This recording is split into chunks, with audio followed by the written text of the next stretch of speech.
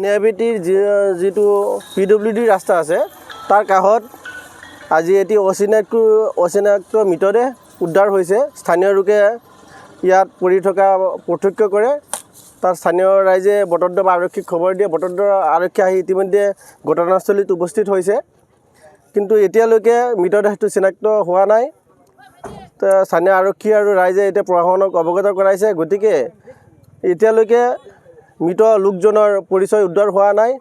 কোনো সদাশয় ব্যক্তিয়ে যদি কাৰোবাৰ ঘৰৰ মানুহ হেৰাইছে তেওঁলোকে আহি পেলাই বটদ্ৰৱা আৰক্ষীক যোগাযোগ কৰিব পাৰে, বা আমাৰ বটদ্ৰৱা সত্ৰৰ নিচেই কাষত ধনিয়াবিটি গাঁওখনৰ ৰাস্তাৰ কিনাৰতে অচিনাক্ত মৃতদেহটো পৰি আছে।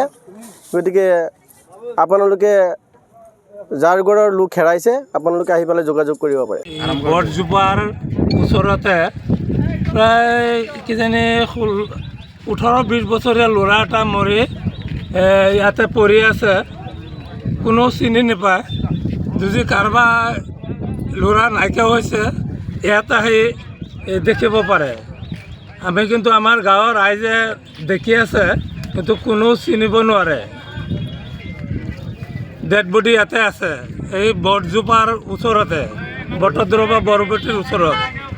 যিকোনো খবৰৰ বাবে যোগাযোগ কৰক 7099017330 লগতে 7099017110 নম্বৰত।